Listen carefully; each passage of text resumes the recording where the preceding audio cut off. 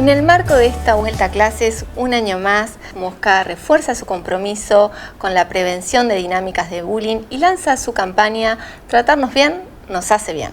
Estamos con María Sisman. María es licenciada en psicopedagogía, fundadora y presidenta de Libres de Bullying. Bienvenida, María. Gracias. El conflicto es parte de la vida.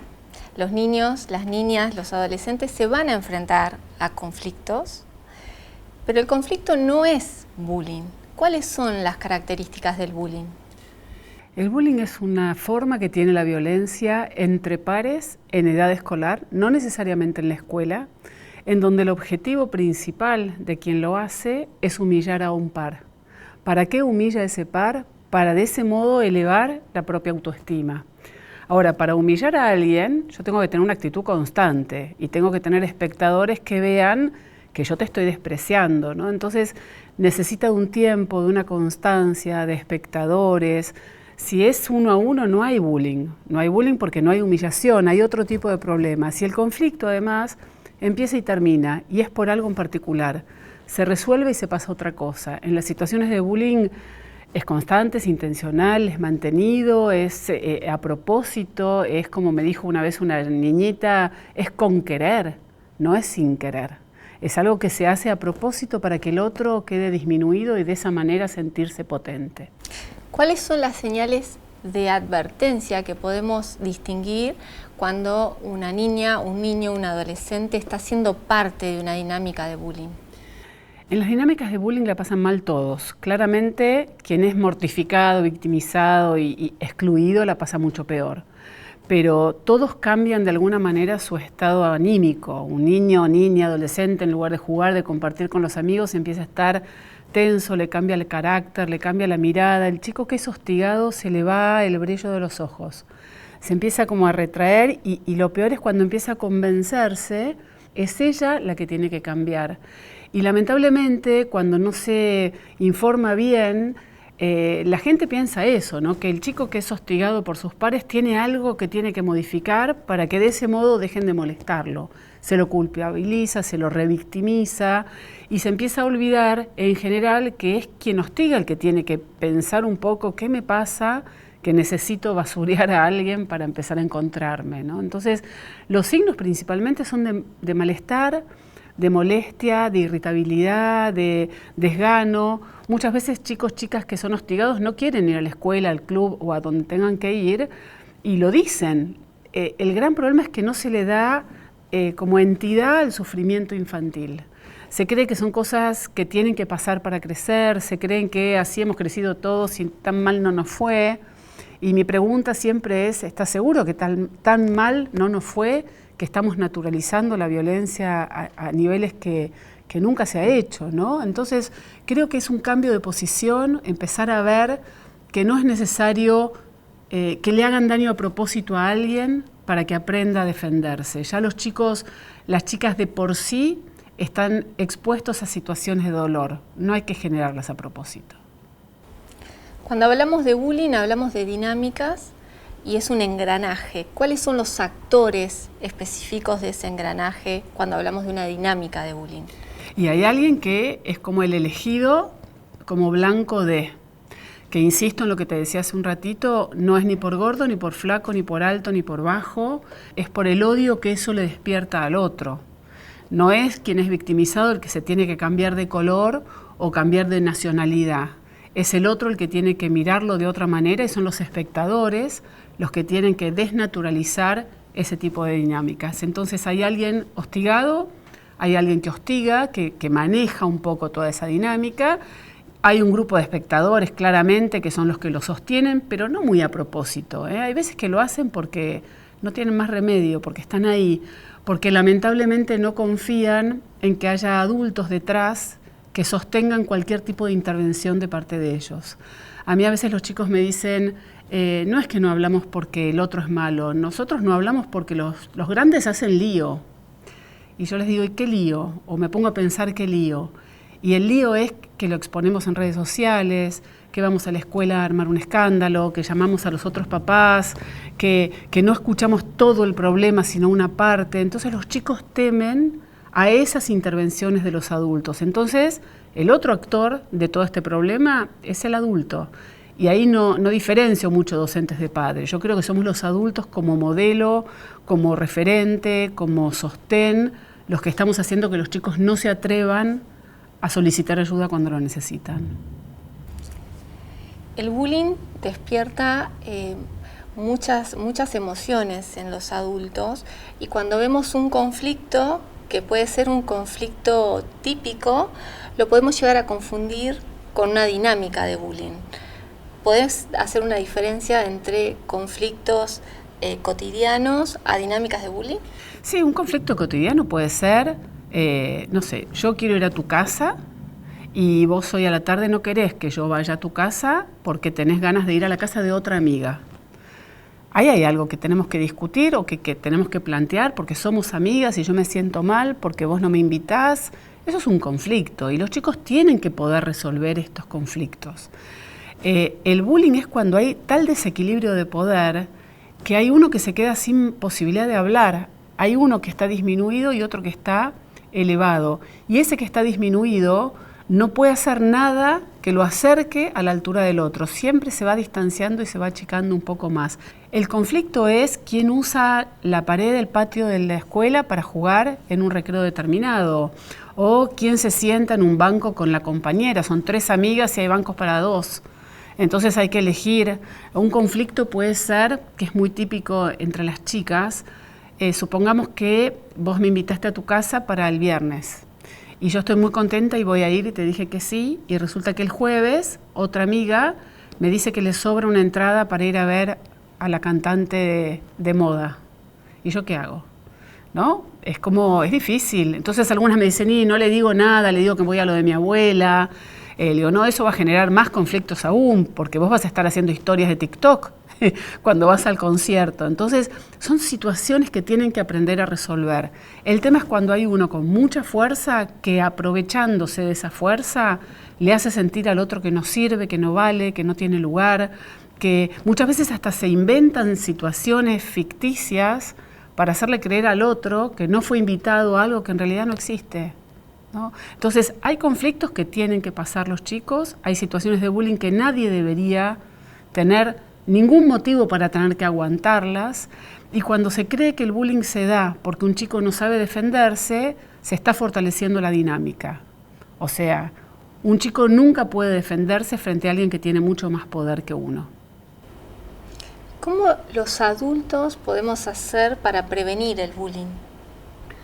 Hay veces que hay mamás, papás, que naturalizan ciertas formas. Algo concreto, por ejemplo, viene mi hija y me dice, yo no quiero ir al cumpleaños de Paula porque no va nadie. Y lo más natural y lo más cómodo sería decir, bueno, no vas. Lo difícil, lo que yo propongo es que la pregunta sea, ¿y cómo sabes que no va nadie? Si vos sabés que no va nadie es porque se organizaron para no ir. Y yo no quiero educarte de esa manera, por lo tanto yo te voy a llevar ese cumpleaños. Y vamos a ir aunque sea un ratito porque quiero que seas buena persona, digamos, ¿no? Y si yo quiero enseñar empatía, no le enseño con un libro, le enseño en situaciones concretas mostrándole que la empatía es incómoda, que tomar ese tipo de decisiones a veces es muy incómodo y muy riesgoso para muchos, pero que a la larga es lo que va a hacer que vos puedas defender también tus derechos, de que no te dejen un cumpleaños vacío. Si yo voy a buscar a mi hija a la escuela para ir a tomar un helado y viene con 8 amigas, y yo me tengo que preguntar, ¿será que hay 9 en el curso, 10? Si hay 10, me llevo a 10, no me llevo a 8. Son situaciones en las que los adultos nos tenemos que jugar por enseñarle a los chicos realmente a vincularnos con empatía, con amor, con generosidad, porque si no queda todo en un discurso, ¿no? En una frase de red social. Los adultos muchas veces de forma inconsciente o sin querer, justamente participamos o fomentamos dinámicas de bullying. Hay cosas que están muy expandidas, ¿no? Por ejemplo, decirle a mi hija que tiene que ser buena con los compañeros nuevos, pero yo hablar mal de mi cuñada, criticar el cuerpo de la que tengo enfrente, la que tengo cerca. No hay cantidad de cosas que los grandes hacemos que contradicen todo aquello que le estamos enseñando a los chicos. Entonces, cuando criticamos, cuando obstaculizamos, cuando nos reímos del otro, cuando nos manejamos con prejuicios, si esa persona viene de tal país, seguramente fue la causante de...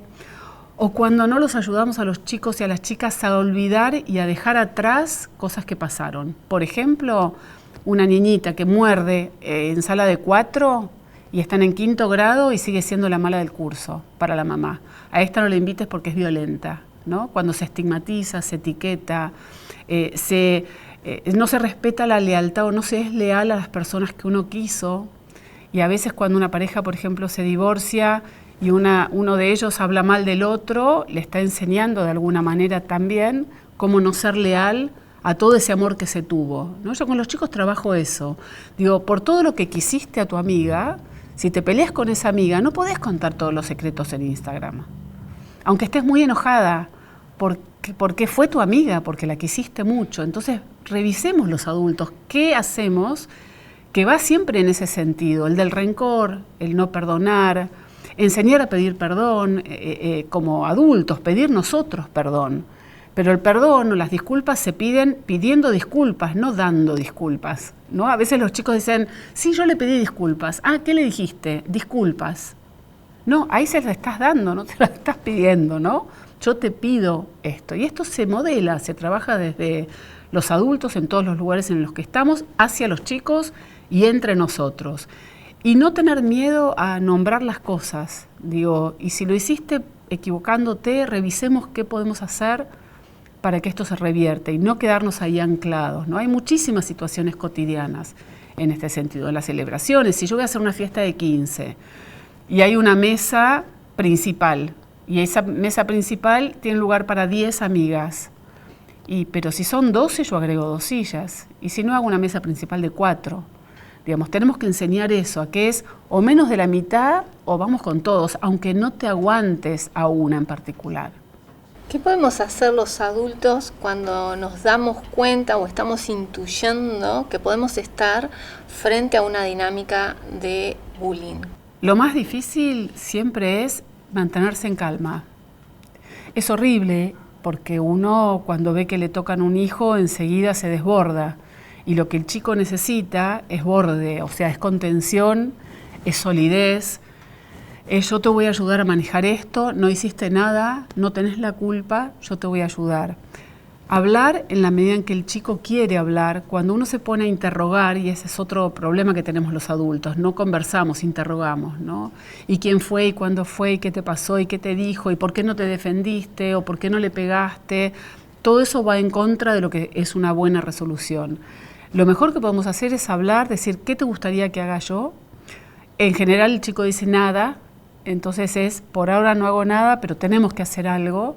Ese algo nunca tiene que ser ir al choque a la maestra, exponer a la maestra en las redes sociales, ir a hablar con las otras familias, porque en general cuando estas cosas pasan no hay un lindo grupo de padres. Digo, entonces si yo no me llevo bien con los otros padres, no voy a llamar al papá o a la mamá de ese chico porque se agranda el problema. Entonces lo que tengo que hacer es escucharlo, decirle que vamos a ir a hablar con la maestra, ir a la escuela a hablar, no a interpelar, no a agredir, ir a hablar, a ver de qué manera se lo puede ayudar, sea como sea la situación. Si necesita una consulta terapéutica, la necesita y le va a venir bien, pero no es que por cómo es él, y yo insisto siempre en eso, le hacen lo que le hacen.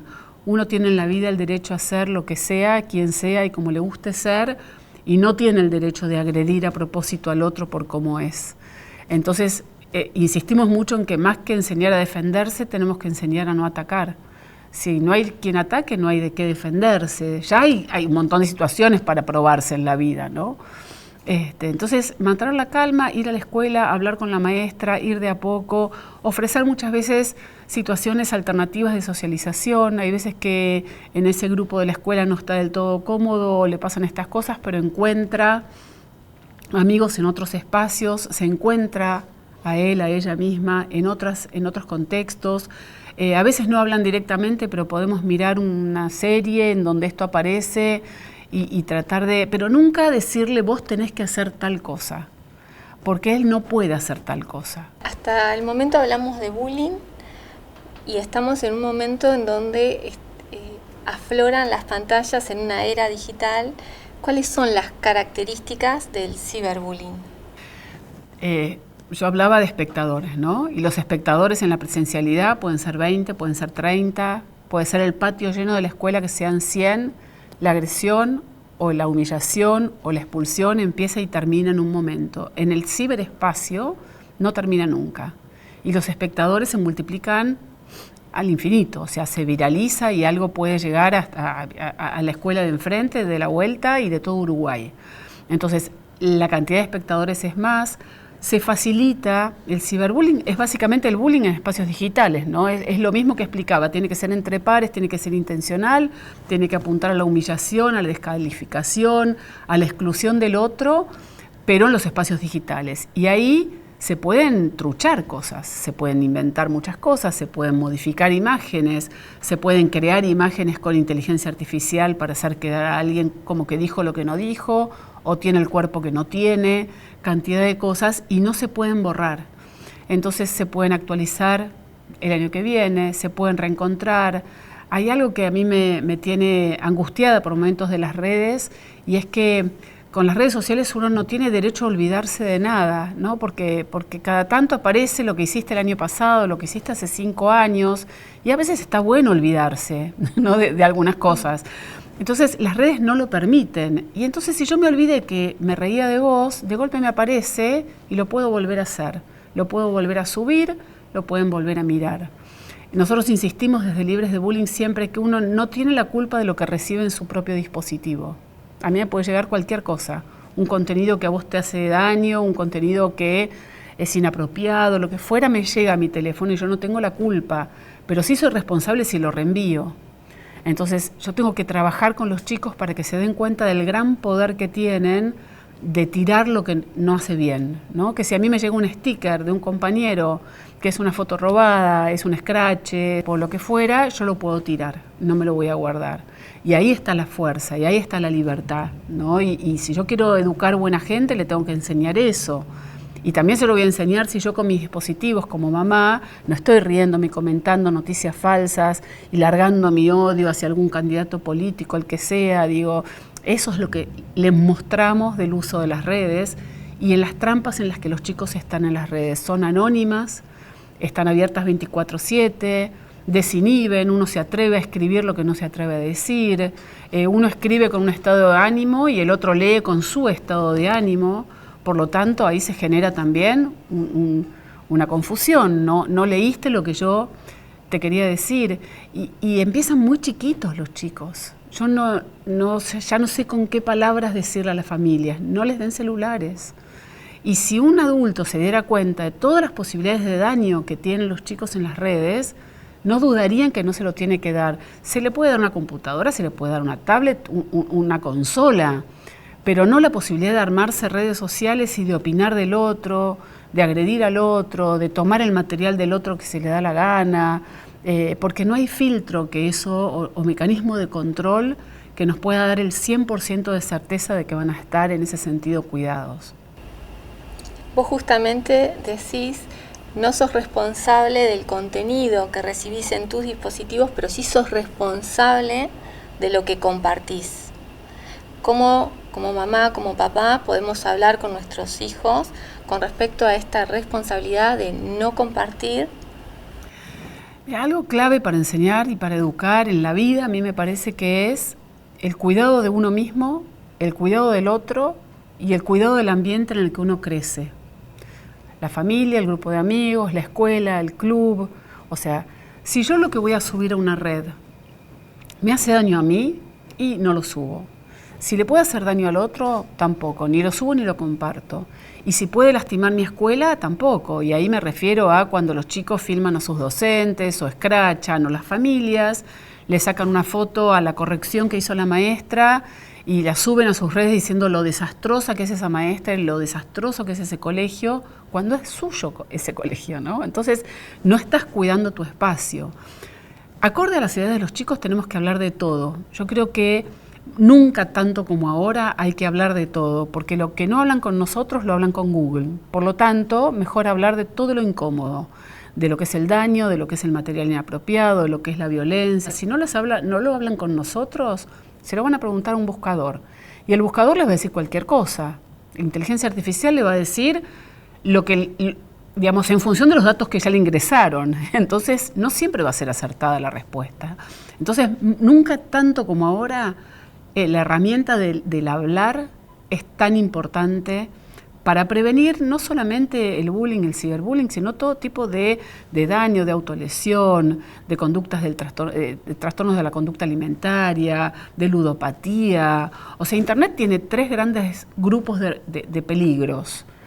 Están los peligros en relación a los contenidos que los chicos consumen, o sea, de cosas feas que pueden ver, el tiempo que pueden estar, o sea, todas las plataformas generan conductas adictivas porque es lo que buscan. Cualquier plataforma lo que quiere es que un chico se quede, un grande también, pero los chicos son más vulnerables.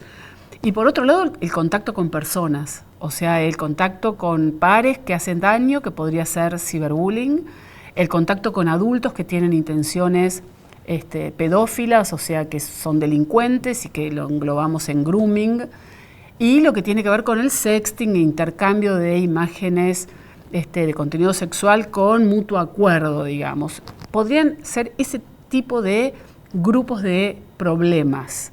No metemos todo dentro de la misma bolsa, pero tenemos que hablar de todos, y vamos a hablar de todos en función de las preguntas que hacen. A veces los chicos no cuentan porque si cuentan que tuvieron un problema en una red, lo primero que hacemos los grandes es sacarle el teléfono, que es su pulmón, ¿no? Un chico sin celular se siente sin aire, entonces no cuentan que están siendo extorsionados o que hay una foto circulando o que tuvieron problemas porque tienen miedo de que les quitemos eso. Entonces la idea es, yo no te lo voy a sacar, pero contame que te voy a ayudar, porque cuando un chico está en manos de alguien que extorsiona, no puede salir por sus propios medios jamás. Mete la pata, da datos, copia, tira pruebas, o sea, hay cantidad de cosas que las tenemos que hablar. Y depende de la edad, no es lo mismo lo que yo voy a hablar con un chico de 5 años, que obviamente desde mi punto de vista personal no deberían ni acercarse a un celular, que lo que puedo hablar con uno de 15, ¿no? Y a veces los chicos se esconden, pero vemos un estado de ánimo que los vemos nerviosos, irritables. O sea, ¿qué hiciste en Internet hoy? Es una buena pregunta. ¿Viste algo asqueroso hoy en Internet? Y ahí hablan, Hablan cuando no lo juzgamos. Porque, insisto, yo les digo, vos no tenés la culpa de lo que te apareció.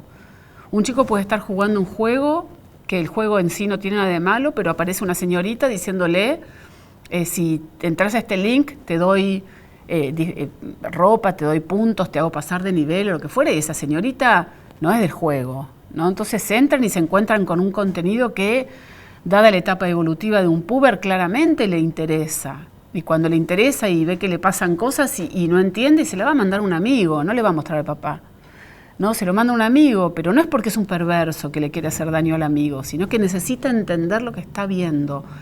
Por eso vuelvo a la palabra, al no juzgar lo que los chicos se encuentran, a no pensar que si un amigo le manda a mi hijo algo que a mí no me gusta, ese amigo no puede entrar más a casa, ¿no? Y no pensar, y con esto no es para asustar, sino para tomar conciencia, por más que yo ponga todos los mecanismos de control en mi casa, si un día mi hijo va a lo de la abuela y la abuela le presta su celular, o va a lo de un primo y el primo está jugando algo, está viendo algo y el primo es más grande, se va a encontrar con todo lo que hay.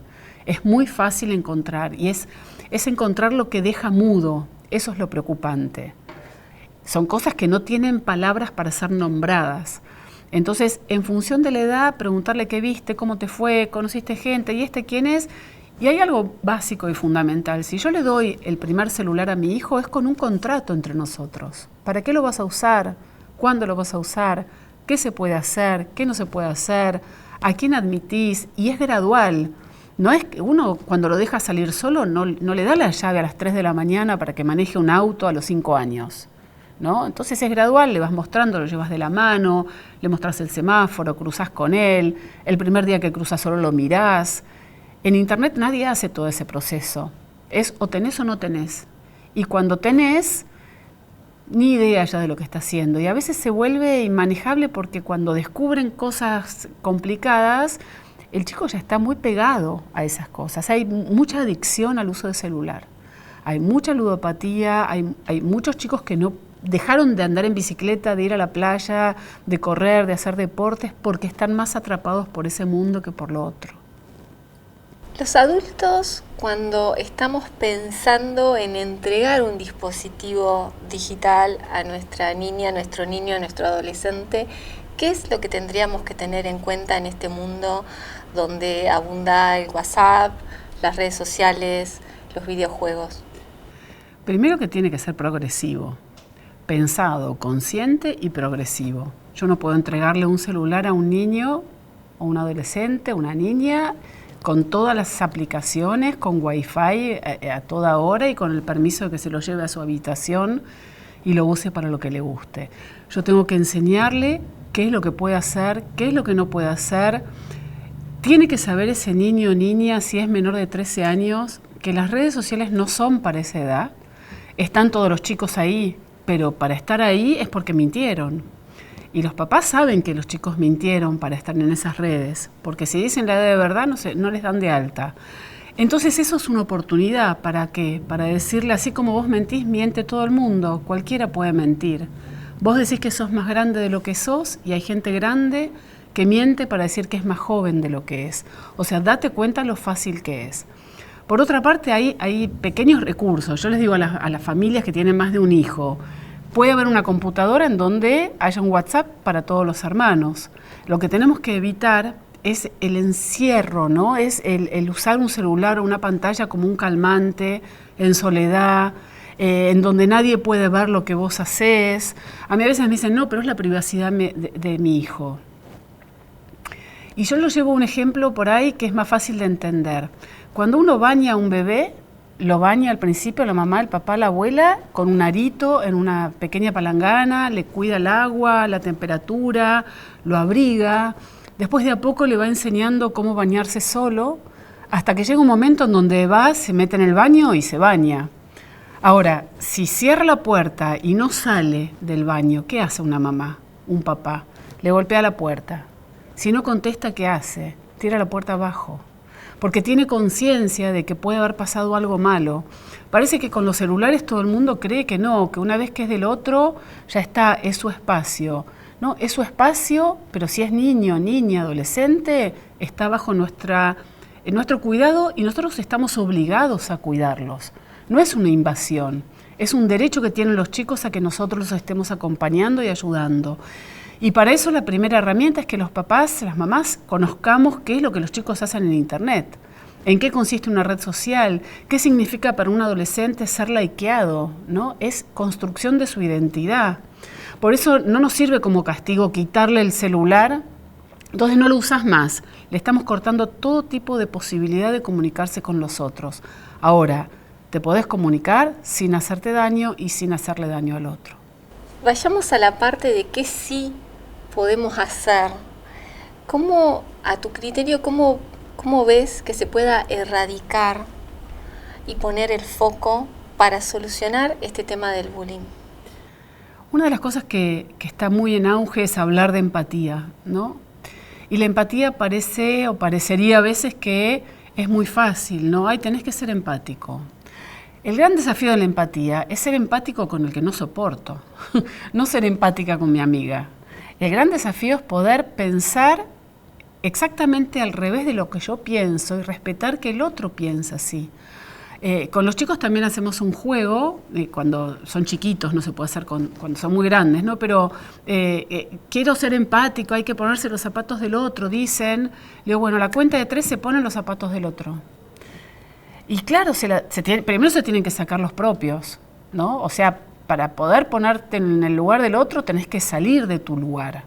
Para ponerte esos zapatos tenés que sacarte los tuyos, tus prejuicios, tus creencias, tus pensamientos erróneos que te protegen, y ahí ponerte los zapatos del otro, que lo más probable es que te queden incómodos, porque no los ablandaste vos, porque tienen la horma del otro, porque a lo mejor tienen piedritas, o por ahí tienen agujeros, o por ahí huelen feo, y ahí sienten la incomodidad de la empatía.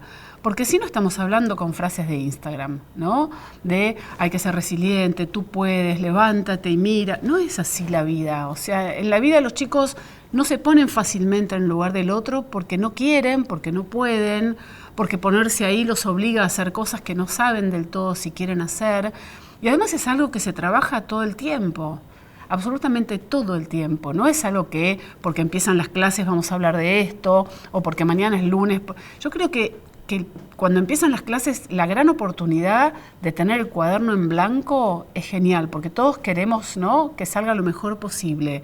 Y ahí está bueno para hablar, pero hay que seguir hablándolo. Y seguir hablándolo es reconocer como mamá, en mi caso como mamá, la cantidad de veces que no soy empática. Y digo, ¿por qué me costó? ¿Por qué no puedo entender lo que esta persona me está diciendo?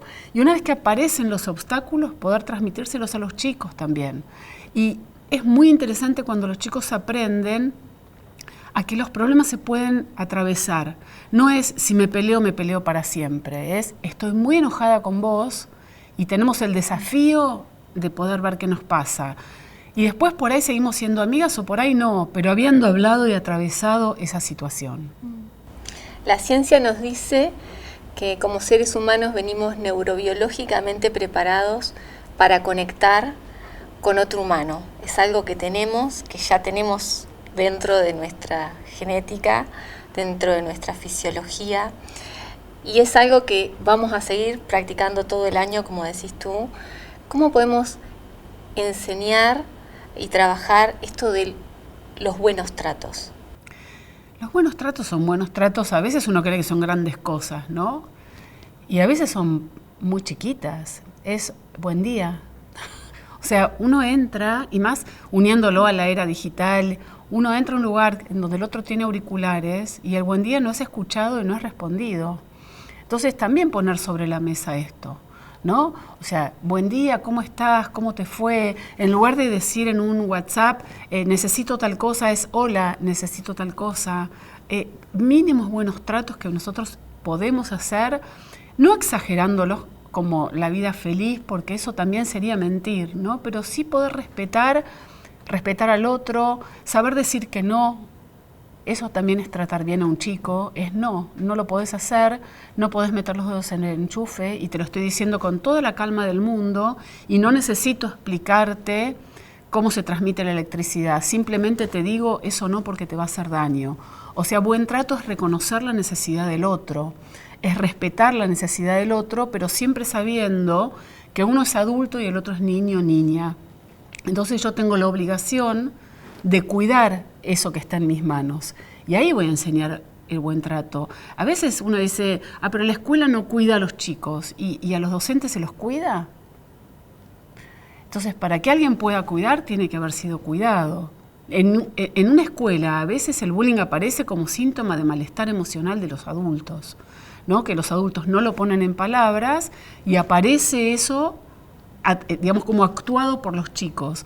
Entonces siempre en las escuelas revisar qué hay de clima emocional entre los docentes, cómo los papás, mamás de los chicos y chicas no valoran al docente. Y a los docentes siempre les digo, trata a tus alumnos como te gustaría que los maestros de tus hijos traten a tus hijos. Y a los papás les digo, trata a los docentes como a vos te gusta que te traten en tus espacios de trabajo. Ninguna mamá, ningún papá en general le va a decir a su hijo, andalo de la abuela que no te quiere, andalo de la abuela que te va a tratar mal, andalo de la abuela pero que no le hagas caso porque lo que te dice son locuras, ¿no? Y sin embargo a la hora de mandarlos a la escuela a veces sí se dice eso, ay, te tocó de nuevo esa maestra, no le hagas caso, ya lo tuvieron tus hermanos, por suerte se va a jubilar, ¿no? Y el chico llega a la escuela y dice, y si acá no me cuidan, ¿por qué me mandan acá? Y si mi mamá no cree en esta maestra, ¿por qué me manda acá? Y si yo tengo un problema en la escuela, no le voy a decir a ella que mi mamá, mi papá previamente la descalificó. Entonces, a la hora de pensar el bullying, tenemos que pensar en todos los actores, los que hablábamos al principio, y en la constancia y en la necesidad de que sea un tema, no el bullying específicamente, sino el trato. Tratarse bien es mucho mejor que tratarse mal. Estar peleado es muy difícil. Cualquiera, si se pone a pensar lo que le cuesta la energía de mantener una pelea, ¿no? Cuando la puede resolver es un alivio, y enseñarle a los chicos a resolver va a ser fácil si uno como adulto resuelve. Si uno descarta gente por la vida y descarta cosas porque las descalifica y porque no le quiso poner la energía a mejorarlas, lo más probable es que los chicos hagan lo mismo. Entonces, no inventemos teorías para darle a chicos cosas que nosotros no podemos hacer con nosotros. A mí me parece que ahí también hay una de las claves. Y tener en claro que el límite de una broma o de un chiste es el sufrimiento del otro, y que el sufrimiento de un niño, de una niña, no es igual al nuestro, ¿sí? Un niño o una niña sufre por cosas de niños, pero esas cosas son muy importantes, ¿sí? Porque no le invitaron a un cumpleaños, porque se quedó sin helado cuando todos tenían, porque cuando va creciendo el chico que le gusta no lo mira, y es un sufrimiento enorme. De la misma manera que no sufren por cosas que nosotros sí sufrimos, ¿sí? Si a un chico de 6 años se le cae un diente, va a estar recontento. Si a mí se me cae un diente, no voy a estar muy contenta. Entonces, me parece que ahí es donde tenemos que ubicarnos en la edad. Esa es la empatía. Es poder sentir, pensar, pero acorde a la realidad del otro y no a la mía. Y ese es el trabajo constante que tenemos que estar haciendo, pero no para negar los dolores, negar la bronca, no, uno se enoja y lo que hay que trabajar también con los chicos es: vos podés estar todo lo enojado que quieras, yo te valido eso claramente, pero no podés hacer todo lo que quieras con ese enojo. Vos estás enojada, pero no podés romperle la cara al que tenés al lado. Te valido la bronca, te valido el enojo, me valido mi bronca y mi enojo, pero yo con eso, con vos, no hago nada que te pueda dañar. Entonces son todos temas que están en la base del bullying, que están en la base también de la intervención, de la detección precoz, y también decir, y no olvidarme nunca, decir, no todo lo que duele es bullying, ¿sí? Hay cosas que duelen mucho y que no son bullying, y cuando uno desde una escuela, un consultorio, le dice a una familia, esto no es bullying, no le está bajando el precio del dolor. Puede ser que sea sumamente doloroso, pero que sea otra cosa. La palabra nos permite pensar en estrategias de acción. No es una palabra para ponerle un sello a una escuela o una familia o estigmatizar a nadie. Simplemente es para ver por dónde lo encaro, qué lo generó, qué tengo que trabajar, qué es lo que está dando vuelta en este grupo, en este momento, en este año, como para que tenga que hacer X cosa, digamos. Y muchas veces sí puede pasar que a un chico haya que ayudarlo a que se fortalezca, a que se tome las cosas con más humor. El humor es salvador, siempre, siempre. Si uno se puede tomar las cosas con humor, la va a pasar mucho mejor. Pero en ese proceso hay que acompañarlo, ¿no? Uno no puede seguir molestándolo hasta que adquiera esas habilidades. Como sociedad, ¿cómo podemos hacer para erradicar el bullying? Hay mucha gente que sin darse cuenta, en muchas oportunidades es espectadora de situaciones que no le gustan y no sabe qué hacer. Y ahí tenemos la clave para entender algunas cuestiones. Los chicos en su mayoría son espectadores. Yo estoy segura de que los papás, las mamás que están viendo esto son papás, mamás de espectadores, no de los protagonistas directos, o sea, el que hostiga o el hostigado. Y muchas veces esos espectadores, yo prefiero no llamarlos cómplices, ¿no? Porque les encantaría hacer de todo. Les encantaría frenar la situación, les encantaría evitar que esto suceda y no saben qué hacer porque tampoco quieren exponerse directamente. Hay ciertas cosas que yo trabajo con los chicos y que les digo, mira, vos no hace falta que hagas nada, pero podés no reírte. O sea, si se burlan de un compañero, yo no me río. Si veo a un compañero que está solo a la hora de comer, lo invito a mi mesa. Cosas muy cotidianas, muy pequeñitas. Si alguien no tiene con quién hacer un trabajo práctico en grupo, lo invito a que lo haga conmigo. Entonces, no involucrarse o no meterse directamente para frenar, cosa que le puede dar miedo a los chicos, pero sí para quitar el apoyo imprescindible para que se construya esta dinámica.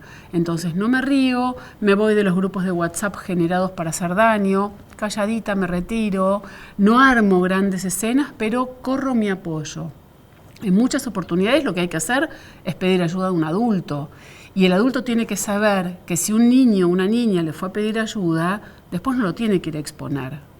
También educar para que aprendan que uno no es superior a nadie, ni yo soy superior a vos, ni vos sos superior a mí. O sea, no hay jerarquías. Si bien los chicos tienen afinidades y hay chicos que no se quieren, y se quieren o no se quieren, y eso uno no puede obligar a nadie a ser amigo de otro, las amistades nunca pueden ser jerárquicas, ¿sí? Y se trata de enseñar y de aprender a vivir en el desacuerdo, a que aunque no nos llevemos bien, aunque no querramos estar juntos, tenemos un espacio para compartir y necesitamos vivir en ese desacuerdo, sin avasallamiento, sin hacer daño a propósito, sin provocar reacciones dolorosas en el otro para divertirme yo. Muchos chicos hacen bullying para ser los que generan tal situación de diversión que empiezan a ser admirados. Y esas situaciones de diversión muchas veces son dañar al otro. Entonces, ¿desde casa qué hago? Y desde casa algo muy, muy simple y que hay que insistir es que el no a un chico es un regalo que uno le da. No es un castigo. Si yo le digo a mi hijo no, le estoy dando a él una herramienta que va a necesitar para que cuando después lo avasallen o lo busquen o hagan algo que no le gusta, tenga esa herramienta a mano y diga no, esto no. Si no se lo dieron los papás, las mamás, los abuelos, no se lo va a dar nadie. Y a lo mejor lo va a encontrar a los porrazos, pero porrazos feos, ¿no? Entonces, el no se dice enojado, no se dice cuando uno está harto y podrido y te digo que no porque no aguanto más. No, es no porque te cuido, no porque te quiero y no porque yo soy el grande y vos sos pequeña y yo necesito y vos necesitás que ese vínculo se construya desde ahí. Entonces, todas las situaciones en las que uno pueda enseñarle a sus hijos a no ser espectador pasivo de situaciones de injusticia van a colaborar para que ese chico no admita, no quiera ser parte de espacios en donde, aunque la masa, la marea lo lleve a hacer cosas que no le gustan, pueda retirarse a tiempo. Muchas veces los chicos hacen bullying porque hay una edad, la pubertad, en donde es muy importante tener amigos para reemplazar un poco esa seguridad que nos dan los padres, ¿no? Necesitan ese grupo de pares. Y si ese grupo propone cosas que no están buenas, los chicos naturalmente tienden a hacerlas. Enseñémosle a nuestros hijos a poder irse de los lugares en donde para pertenecer hay que hacer daño. ¿Existe una edad específica para empezar a hablar del tema? Para empezar a hablar, yo soy de la idea de que los chicos tienen que preguntar y tiene que haber algo que les genere esa pregunta, como pasa con todo, con cómo se creó el mundo. Los chicos traen preguntas. La palabra bullying se incluye más allá de que la querramos incluir los padres, porque los chicos la escuchan, porque la escuchan en la escuela, la escuchan en los dibujitos animados, se utiliza muchas veces incluso mal, para hacer bromas. Entonces, preguntarle, ¿vos sabés lo que es el bullying? Y por ahí el chico lo sabe, lo que no sabe es qué hacer cuando esto pasa o cómo actuar para que no pase. Ahora, de lo que sí podemos hablar desde que son muy chiquititos es de cómo se trata al otro y también cómo uno, como mamá, como papá, interrumpe ciertos gestos y ciertas actitudes que puede tener un niñito. Ejemplo, si mi bebé de 1 año, de 2 años me pega, yo le digo, no, a mamá se la acaricia, no se pega, interrumpo, ¿no? Ese gesto. Eso es lo que a veces falta, interrumpir cosas, gestos que los chicos tienen y que ahí en esa interrupción está el gran valor del que toma otra actitud ante el bullying. Es esto no. Y por otra parte, no le anulen la empatía natural que tienen los chicos. Uno mira en una plaza, niñitos de 1 año y medio, 2 años, si otro llora, van y lo consuelan. ¿Qué pasa que después eso se termina? Yo creo que tenemos que mirarnos para adentro los adultos y ver cuántas veces le dijimos no te metas, déjalo, no te acerques, no lo conozco, ¿no? Porque el niño naturalmente, en general, es empático. Hay algo en nuestro mundo que les está anulando la empatía. Entonces, más que tener que pensar cómo educo en empatía, es cómo no les anulo la que ya tienen.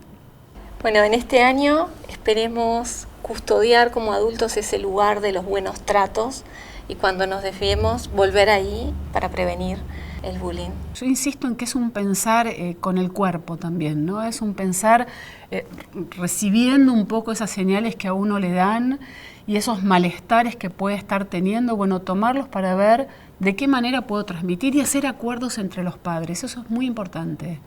¿No? Que los papás, que las mamás de una generación se puedan sentar, puedan decir, ¿y cómo celebramos los cumpleaños? ¿Y cómo, no? ¿Y cuándo le damos los celulares? Y ahí va a haber un equipo que es mucho más que una sola familia, ¿no? Y recalcular permanentemente. Muchas gracias, María. No, por favor, a vos. Gracias.